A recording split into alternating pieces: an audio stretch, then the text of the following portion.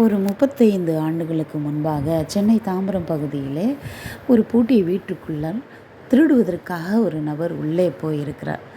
அப்படி உள்ளே போகும் பொழுது அவர் பெட்ரூம் கதவை உடைக்க முயற்சி செய்து அதை அவர் உடைத்து கொண்டிருக்கிற வேளையில் யாரோ வயிற்றுக்குள் ஏதோ செய்தது போல பயங்கரமான வலியினால் தவித்திருக்கிறார். முட்டியவே இல்லை.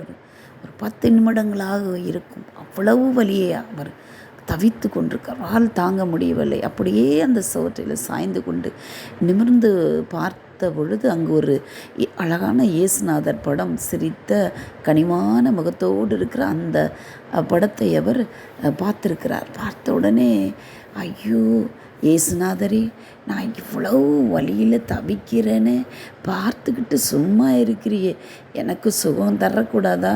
என் வயிற்று வலியை சுகப்படுத்தக்கூடாதா? என்னால் முடியலையே, எனக்கு உதவி செய்யப்பா அப்படின்னு சொல்லியிருக்கிறார். அவர் சொன்ன அடுத்த கணப்பொழுதில் திடீர்னு ஏதோ ஒரு மாயம் நடந்தது போல், அவரை விட்டு ஏதோ ஒரு பறந்து போனது போல் அவருக்கு அந்த வலி பறந்து போயிற்று. உடனே அவர் அந்த திருடுகிறதை நிறுத்திவிட்டு அங்கிருந்து கடந்து போய்விட்டார். அடுத்த வாரத்திலிருந்து அவர் என்ன செய்தார்? பக்கத்தில் உள்ள ஆலயத்துக்கு போய் இந்த இயேசுநாதர் எப்படிப்பட்டவராக இருப்பார் என்பதை அறிந்து கொள்வதற்காக தினமும் ஆலயத்துக்கு போக ஆரம்பித்தார். ஒவ்வொரு ஞாயிறும் போகிற பொழுதெல்லாம் ஆண்டவரை குறித்து அவர் அதிகமாக அறிந்து கொண்டு ரட்சிக்கப்பட்டு ஞானஸ்நானம் பெற்று அந்த பகுதியிலே ஊழியங்களை செய்து வந்தாராம்.